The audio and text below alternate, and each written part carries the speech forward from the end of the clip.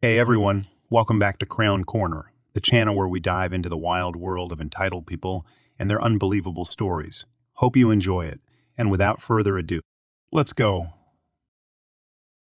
I had just walked out of Walmart getting some stuff for dinner, and was loading my car. That last thing I had left was my package of double-stuffed golden Oreos. As I turn around, I see a lady taking them out of my cart.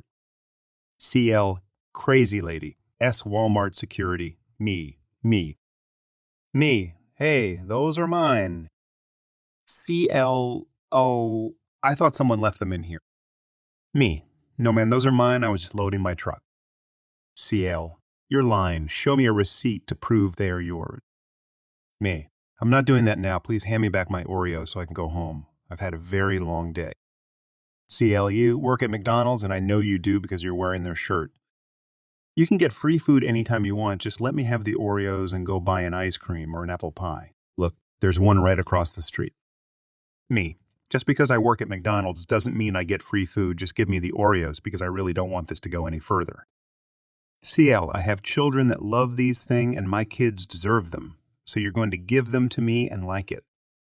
As we're having this stupid conversation, Walmart security pulls up. So what's going on? Someone told me there was argument going on out here. CL, yes, this extremely rude person stole these Oreos from my basket and then claimed he bought them. I just got them back when you pulled up. S, is that what happened, sir? Me, no, sir. She took them out of my cart and I was trying to get them back. CL, he's lying. Arrest him. No, he stole from my kids. I just roll my eyes. Yes, there's an easy way to solve this. Please show me your receipt and we will straighten all of this out. CL, this is ridiculous. Who are you going to believe me, a sweet woman or a kid that works at McDonald's? He probably dropped out of school and this was the only job he could get. S, receipt, please. CL, I lost it, but these are mine, I swear. I hand him my receipt that says I bought them about 10 minutes ago. Yes, ma'am. It seems to me that you are lying, but we can go check the cameras just to make sure. CL, why wouldn't you just given me the Oreos? It's not like you needed them. She then walked into the store without another word. So I, 35 male, have broken up with this girl, 32 female, a half a dozen times over the last year. Each time, it was her starting a fistfight with me, breaking my nose, or destroying something expensive. Each time, I let her back into my life, knowing full well it would happen again. The last time this happened was a month ago. She hit me with a glass to the face, again knowing I would never strike her back, laughing all the way. I called the cops and bled all over the road. She bailed, and they've been looking for her since. Bear in mind, no violence has been initiated by me against a woman, ever. Fast forward to last Thursday. She calls pleading to see me and she's pregnant. She knows I won't believe her, so she sends pics of the Ogden's paperwork and the positive test. I am absolutely floored. I still don't believe her. I know she's manipulating me in some way or another. No way am I going to spend the next 18 years dealing with this manipulative girl. She wants to keep it, of course. Ladies and gentlemen, please fasten your seatbelts and lock your tray into the upright position. Also, abusers out there, you may want to take a note of caution. Here is the rundown to date. I canceled her health insurance. Unwed partners are insured at my company. I blame the paperwork she failed to submit. I had forged it happily for her prior to her cracking me in the face with a pint. I actually just called HR and dropped her. It was easy. We will need to wait a whole year for open enrollment for her to get insured, or some other public program will have to support it, or owe $1 gazillion in neonatal care. Tell her I think we should get married. We won't. Hold on, folks. It's going to get a little rough. She comes over to my place. The glee in her eyes completely masks the menacing hell awaiting me. We talk about marriage, and she decides a pregnant wedding isn't really what she wants, and we should go with getting rid of the baby, wedding, and then do a full-on we gonna get pregnant ovulation, measuring nature, timing book reading, pregnancy. She's excited, very excited, about her next pregnancy. Not this one. She fake calls to schedule it. I called the center she told me she's getting the procedure at, and they confirmed there's no one with her name that called or booked an appointment. I knew it. Fast forward to the now. This is now This is the denouement of my evil plan. At 9:30 a.m. tomorrow, I'm going to leave her during the surgical procedure. Tomorrow morning, I'll be holding her hand, comforting her, caressing her head while she's complaining of post-procedure pains. And then I'm going to tell her to die in a fire right there in the parking lot of the center. Then I'm going to leave. So many times she's left me, bleeding, by the side of the road, feeling empty inside. Finally, I've got a chance to fight back. Update. It went down exactly as I planned. Here's the best part. That time she hit me with a pint glass a month ago and then disappeared. The police took a basic statement from me.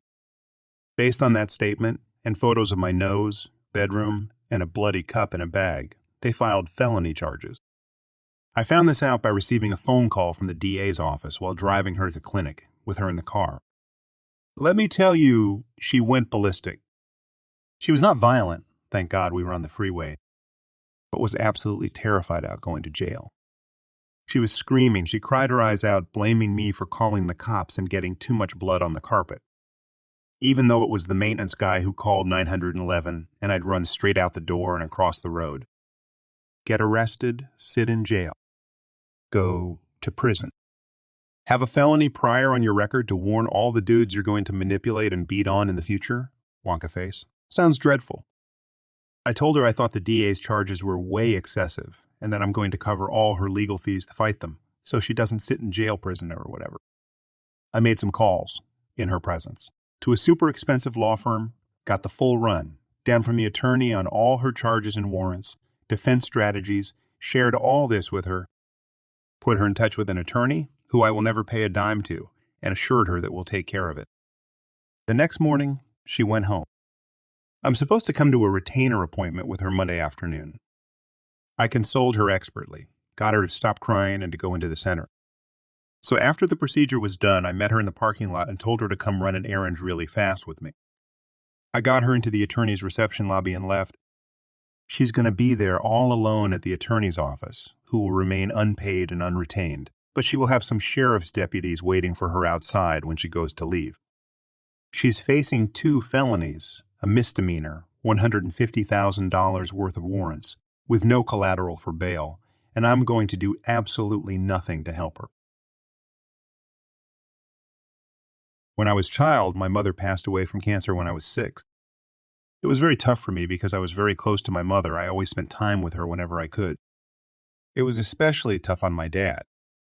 During her diagnosis and treatment, he escaped into his work and was hardly home. When she passed, Dad fell into a deep depression and turned to drinking for almost a year, until my older sister pulled him out of it and gave him a wake-up call. Our dad had always been distant and cold before my mother's passing, but after my sister talked to him, he was very involved and oddly caring to me and my little brother. He started dating again, and he dated a few different women. Dad always brought us along, and I didn't think much of it. He usually dated women with kids, so we had kids to play and hang out with. Even if it was somebody without kids, we still went out to eat and go to fun places. This continued for around a year. Eventually, my dad met the woman I came to call Satan, for reasons that fit her perfectly. Satan had kids, but they were all grown up and out of the house. She had all her son's toys and stuff that she allowed us to play with, which were the best of the best at the time, so we had a ball. Satan was also super sweet and spoiled us rotten, so we thought she was awesome. They dated for 3 or 4 months, and my dad seemed happy and we were enjoying all the stuff we were getting. It wasn't long after this that our dad sat us down and asked what we thought of her. We said she was awesome, and it was cool that she treated us so nice. Most of Dad's girlfriends treated like an eyesore or something. We didn't understand why he asked that until about a week later when we were told to dress up real nice and we were at a church with a surprise shotgun wedding. It was weird, but we were kids, so what did we know? We were old enough to know this meant she was our new mom, so we thought, awesome, what could go wrong? We, especially myself, learned that everything would go wrong. Almost immediately after the wedding, Satan showed her true colors. She started treating us really badly, especially me. As the oldest, I had the biggest target on my back. Satan started accusing me of things neither I or my brother did to my dad to get me in trouble. Like breaking things we didn't break, stealing candy and food, and stealing her clothes and destroying them, really. What do we care out her clothes? To make it true, she'd hide food and candy wrappers in our room and our clothes to make it look like we did these things. And we got chewed out and were severely punished and grounded. I got it the worst. And it wasn't long before she was straight up verbally and physically abusing me. I tried to tell my dad about it a couple of times, but he blew it off because of all the trouble I was causing and thought I was making it up. I had to suffer from this from 8 until I was 12. By the time I was 12, I was big enough that I physically could take her and intimidate her, and I had enough. I was tired of trying to play by the rules. I was tired of walking on eggshells, and most importantly, I was tired of her. I started acting out and doing whatever I could just to piss her off. I started growing my hair out and blaring metal music from my room. Standard acting out from a teenager, but amped up to the 9th degree. Satan started barging into my room, screaming at me, saying that I was the devil, oddly ironic, coming from Satan's mouth, and I was going to hell, Satan would know. I would just crank the music louder and spray body spray in her face. She claimed she was allergic to it, and would run out telling my dad about it, which I would get stuck doing all the chores as punishment, chopping firewood and working in my dad's shop. By 15, Satan started kicking me out of the house like it was some sort of punishment. I'd happily oblige, pack my stuff, and stroll out the door. Every single time she did this, she'd call the police and claim I ran away. The cops would pick me up, take me home, and tell me to straighten up or I'd end up in juvie. And of course, Satan would play the innocent victim, that I was out of control and she didn't know what to do with me. It wasn't long before I ended up being forced to see therapists, plural, because I went through several. I turned it into a pastime to mess with them. The kickouts and call-ins eventually ended up getting me thrown in a couple of different mental institutions. My dad was getting frustrated by the situation, but not entirely because of me. He was getting pissed because of Satan pushing him into all of this. I think he was starting to see that she was really the one responsible for everything and not the other way around. After my last institution stay, Satan was trying to pressure him into putting me on a boys' ranch at 16. Dad put his foot down and essentially told her to go screw herself. This stunned Satan, and all the attention she had put on me switched to my little brother after that.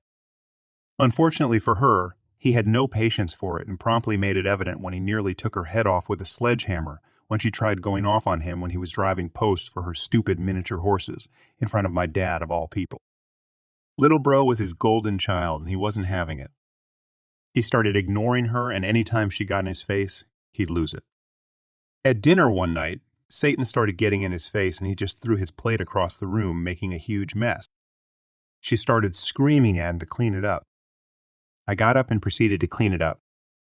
Satan started screaming at me and him, telling him to clean it up and not his little born-out wedlock kid.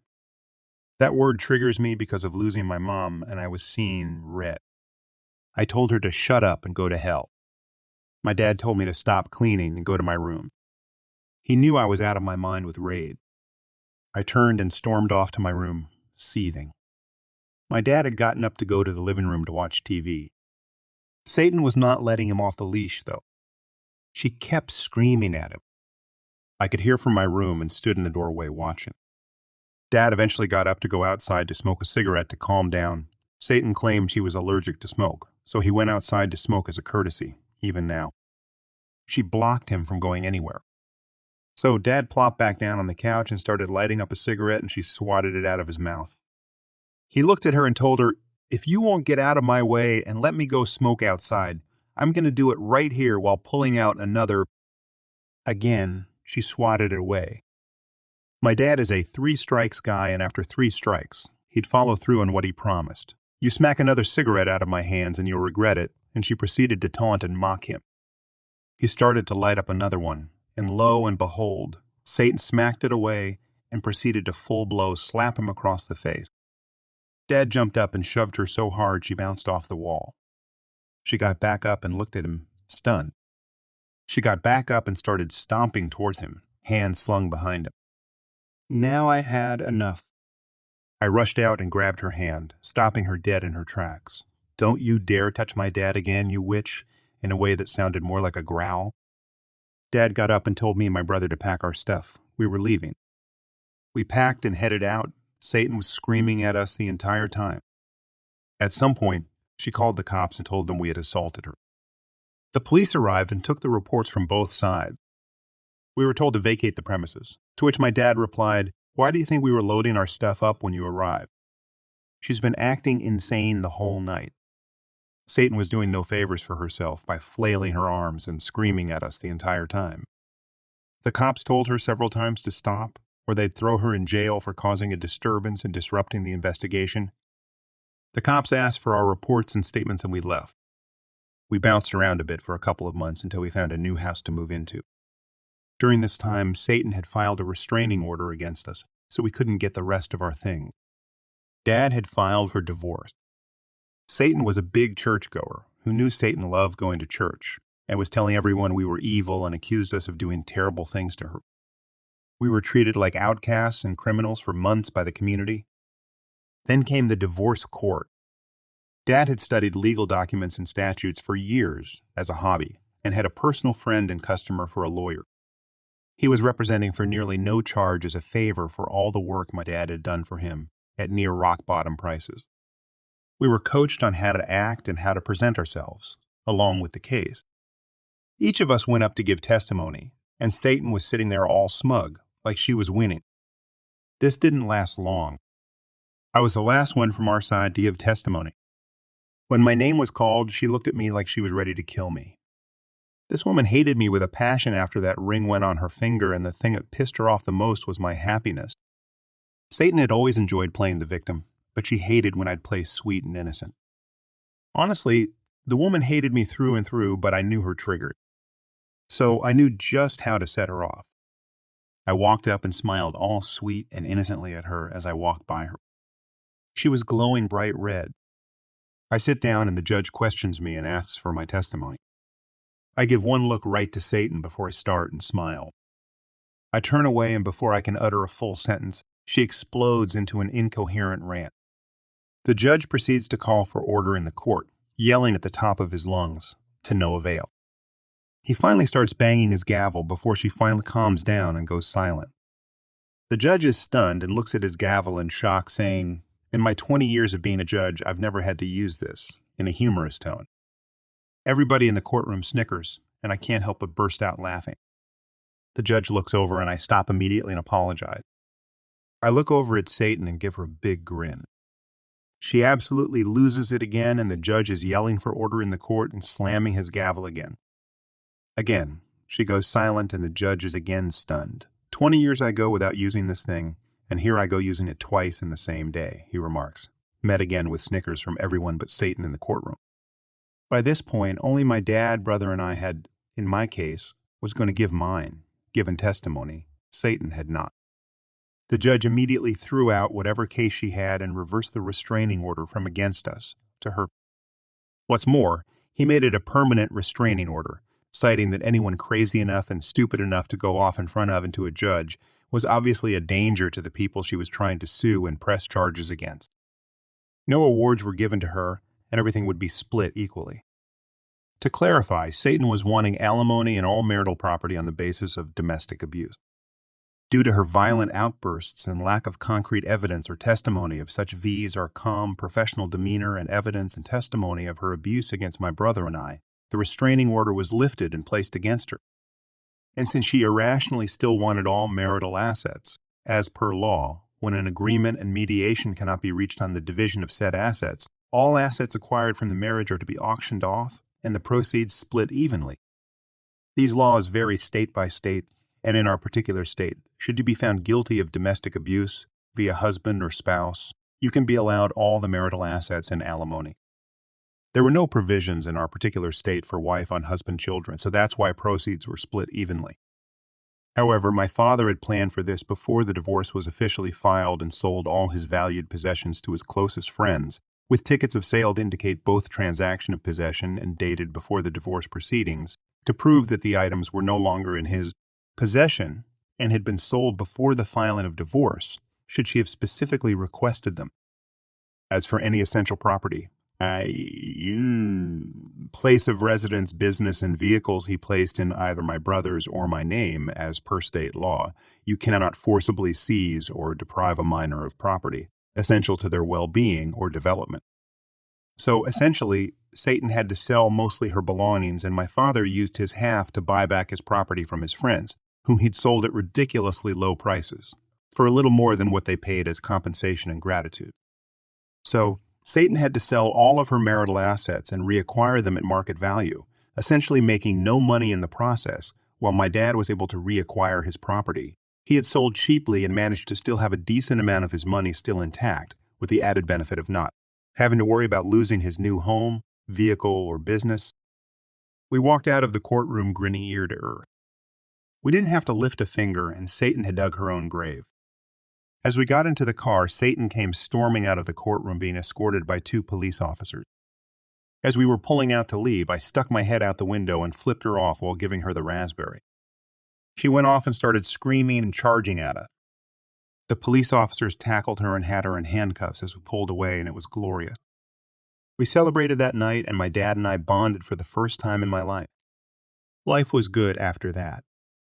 The community had done a complete 180, and Satan was a pariah. Nobody outside of her equally bad daughter and mother had anything to do with her. I was still an outcast and viewed as a freak, but I was okay with that. As long as my dad and brother weren't being shunned and shamed anymore, I was totally cool with it. But my dad wasn't done yet. After making our lives hell for so long, my dad decided to return the favor. We lived just up the hill from Satan, and whenever she left, my dad followed. When she got to wherever she was going, he'd pull up and give her a smug look. She would get red in the face from pure rage and promptly got back in her car to leave. She couldn't go shopping or go to any appointments. She either had to get someone to get her groceries and stay overnight at her daughter's to go to her appointments, or else she'd have to cancel and go hungry.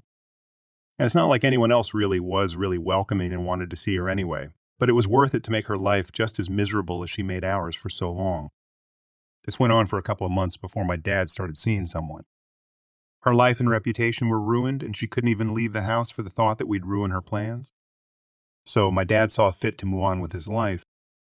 A few months later, my dad unfortunately passed away from an accidental overdose due to medical negligence. Dad has been gone for 15 years now, and I've since forgiven him for not believing us about Satan. I also appreciate that we were at least able to bond before he passed away. It was a terrible thing to experience, but at least it was the best time of my life with my dad before he went. To a revenger who is no longer with us. Enjoying the stories yet? If you do, please subscribe, like, and comment. I was excited to spend the day doing what I love most, fishing. I had been planning this trip for weeks, and I was finally going to have a chance to get away from the stress of everyday life. Little did I know that my relaxing day would be ruined by an entitled woman with a chip on her shoulder. Let me give you a bit of backstory about myself. My name is Jack, and I've been an avid fisherman for as long as I can remember. I grew up in a small town near the coast, and my father would take me fishing every chance he got. It was our bonding time, and I cherished those memories. When I was old enough, I started fishing on my own and quickly fell in love with the sport. It was a way for me to escape the world and be at peace with myself. Now as an adult, I still go fishing every chance I get. Today, I decided to go to a nearby river that I had heard was a hot spot for catching trout. It was a bit of a hike to get to, but I was excited to try out my new rod and reel that I had purchased just for this trip. When I arrived at the river, I noticed that there was already someone fishing in my usual spot. I didn't mind, there was plenty of room, and I figured we could share the space. As I was setting up my equipment, I heard a voice behind me say, "Excuse me, that's my spot." I turned around to see a middle-aged woman with a scowl on her face. "I'm sorry, I didn't realize anyone owned the river," I replied sarcastically. "Well, I've been fishing here every weekend for the past year, and I always catch the most fish in this spot," she retorted. I didn't want to cause any trouble, so I moved a few feet downstream and began casting my line. For the next hour, I enjoyed the peaceful sound of the river and the thrill of catching a few trout. The woman, on the other hand, had not caught anything and was getting increasingly frustrated. She kept glancing over at me, and I could tell she was getting angrier by the minute. Finally, she snapped, "You're ruining my fishing," she shouted. "I can't catch anything with you here." I tried to explain that we could share the space, but she wasn't having it. She started yelling and even attempted to take my fishing rod from my hands. I was taken aback by her behavior and decided that it was time to pack up and leave. As I was walking away, she called after me, "You better not come back here again." I couldn't believe the entitlement of this woman. I had done nothing wrong, and yet she felt like she owned the river. On my way home, I couldn't help but laugh at the absurdity of the situation. I couldn't believe that someone would get so worked up over a fishing spot. But then it hit me, entitled people are everywhere, and they will stop at nothing to get what they want. It's up to us to stand our ground and not let them ruin our day. In the end, I didn't catch as many fish as I had hoped, but I still had a great day. I learned that sometimes the most unexpected things can happen, but it's how we handle them that matter. And next time, I'll make sure to bring a little extra patience and sarcasm with me on my fishing trip. I'm struggling with being the rock in my family. I, female 62, have two older parents, 86, who are out of it. Dad with dementia and assisted living, and mom with soon-to-happen death from a health issue. But their pensions have been supporting their adult son, daughter, granddaughter, and her family for most of their adult lives. Sister has bipolar, diagnosed. My brother seems like he has bipolar, not diagnosed. My sister has been living with my mom for 15 years, and now she lives with me for the last 5 years. No job, tons of health issues, not taking a high enough dose of her bipolar med OCD, about natural ways of healing that she gives up on and never work for her. No confidence, no drive, constantly dealing with her health issues all day long. I get it that she definitely has health issues, but she never does what is recommended to get them to heal. She isn't mean or abusive. She's stoic, energy, less and a victim. She dresses like slob and rarely socializes with people. She spends tons of my father's money on supplements, devices, alternative therapies to heal, and nothing ever helps. I took her in to live with me 5 years ago because she couldn't deal with my mom's difference in politics anymore. Plus, my mom allowed my brother to come live with them, and he does the same thing to her that she does, so they were in competition for her care and money. When I tell her to back off the spending and try to find low-income housing, she threatens to just become homeless. She will not pursue traditional psychological therapy or take a bipolar med. She spends all day cooking, going to the grocery store, walking in nature, singing and playing on her harmonium, taking naps and giving herself daily coffee enemas because she has been chronically constipated for the last 6 years. Her health dipped down so far last May, down to 104 pounds at 5'7", that I had to drive her to 10 Dr. Scanned lab appointments, 4 ER visits, that revealed nothing wrong, and attend 5 online doc visits. She thought she had throat cancer? Nope. Then liver cancer? Nope. Then heart failure? Nope. Then gastroparesis? Nope. Then a twisted colon? Nope. Then tardive dyskinesia? Nope. And other stuff. The final doc she got to see was her psychiatrist who diagnosed her with illness anxiety disorder. Since no doc found anything wrong with her and her gut was so off, she decided she wanted to stop eating and go on hospice. On that ER visit, we ended up in the psychiatric ward on an evaluation. While in there, she got a scan of her gut and found that she has fecal matter backed up inside and needed to take meds to clean that out. But because these meds are poisonous, she stopped them after the first day. Like every med she tries for anything, she stops after 1 to 2 days if it doesn't do something immediately. After this, she gave up on going to doctor in the ER completely. So she's not going to solve her health issues, and she's just going to continue to be a financial burden to my parents.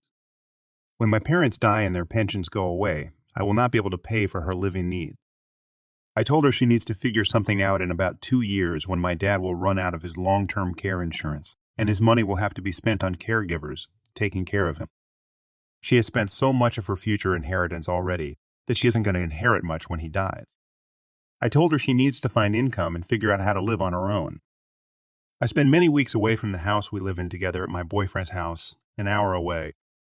So I know she can manage her daily tasks on her own. It's just that now she needs to figure out a way to make money, and also probably get ready to move into a low-income apartment complex and slowly live off the money she will inherit. The other things on my plate are occasionally taking my very ill mother in at my house when my brother starts to work in the warm season, and this can be for weeks. She is on an oxygen concentrator all day long and can barely do anything on her own. So when she's at my house, I have that caregiving to do, shopping, driving, hooking up family together. I also hook up my mom and dad and the great-grandsons when she's here as often as possible. Then my daughter lives an hour away and often needs me to take the grandsons, that I love hanging out with, somewhere while she works, but it always interferes with my work schedule. I work remotely off my computer, which I drag around everywhere so I can do work whenever needed. I have always been able to pay for my own life, and I am not a burden in any way to anyone in my family. Then, there's the boyfriend who I have a lot of fun with, but when I'm at his house, I'm getting nothing done at my house. I do things for him that a partner would typically do, but he never is at my house doing those things for me. He actually does not like coming to my house because my sister makes him feel uncomfortable. This all started 5 years ago when my dad got mild dementia and needed to go into assisted living, and when my mother moved 3 hours away with my brother and left my sister on my lap. I do all of my dad's financial stuff and manage his home, rented out. And the home I live in, no help from my sister and my boyfriend is hardly ever here to help me. And as I age, my palm joints, metacarpal, are starting to subluxate and hurt. I am lucky that I do not have a mental illness, and I have a lot of drive, confidence, and am constantly pursuing graphic design projects to make money. However, many people in my family are taking advantage of that, and I'm wearing out. I did some online counseling and know how to deal with my sadness and anxiety. I feel for anyone who is also going through something like this. It feels like a cage that I live in and I'm not myself. I do make time to do coloring projects, watercolor, play online mahjong, and listen to chill music. That helps, and I try not to get too bummed about all of this because I know it won't last forever. I also know I am not responsible for my adult family members' choices in life and must protect my mental health first. I also know life is challenging and is meant to be so we can learn things. Years ago, I was a brand new store manager for Lackluster Video. Shiny and new, I followed the corporate rules to the letter, and I was brought in to clean up a store that had previously been mismanaged. During this transition, the district manager, Dave, checked up on me frequently, and he was always frustrated at how bad it had gotten. I hid nothing from him, and while he was grateful I was fixing everything from the boxes hidden in the bathroom to the employees who had been stealing, he hated that it had gone on as long as it had. Throughout the day at Lackluster, customers would return DVDs to the store through the outside slot, like a mail drop, and it would deposit the movie inside the store into a basket or cabinet. We checked the movies in and then put them back on the shelves for someone else to rent them. If someone accidentally returned one of their own DVDs, I put it on the manager desk until someone came to claim it. A normal store would have about 3 or 4 member-owned products on my desk at any given time, usually kids' cartoons. I had 30. I had asked Dave about this and whether I could throw them away after a certain amount of time. Absolutely not, Dave told me. We don't know whether the old store manager told people he had them or who they belonged to. You keep everything until it's picked up by the member who dropped it off. The company was trying to have a family-friendly reputation, and he definitely promoted that idea. He didn't want someone losing their favorite movie because someone accidentally dropped it off at the video store. One day I was emptying out the cabinet, sorting through the movie and checking them in when it arrived. It was a porno. Pornos happen in the business. This wasn't just a porno. It had the most graphic photo of a gorgeous woman with the biggest schlong I've ever seen in all her naked glory. The front was her, in a Wonder Woman stance, Deeds proudly displayed blonde hair down her back, legs spread with the erect members standing at attention. The back of the DV case showed her from behind, perfect bottom, with a hint of rear saggage. I cracked up and put it on my desk for the embarrassed customer to come collect it. Dave came first. He was looking through the store terrified because the regional manager wanted to come to the town, and they especially wanted to see my store. Dave had to make sure there were no surprises for regional to discover. He was looking through the papers on my desk. He wanted to see my employee time logs, and then he saw them, the member-owned product. I had to have 40 videos all piled on one side of my desk. First, a copy of Dumbo, a VS tape of something I don't remember, and the porno. He held it in his hand. What is this? It is a member-owned product. Dave was nearly apoplectic, red in the face, staring at a chick with a D's that I'm sure would put his to shame. Why is it here? You wanted me to hold all member-owned product until they came to collect it, I replied.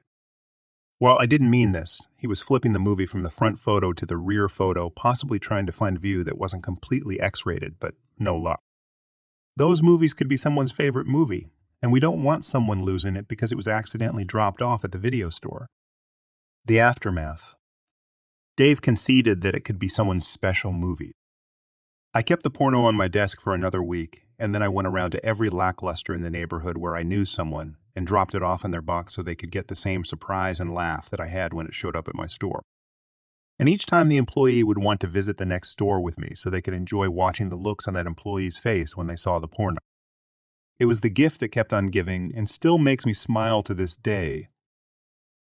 Thanks for joining us. If you enjoyed the video, don't forget to hit the like button and subscribe for more captivating stories. Share your own experiences, opinions in the comments below, and let's keep the conversation going. Until next time, stay tuned for more epic tales.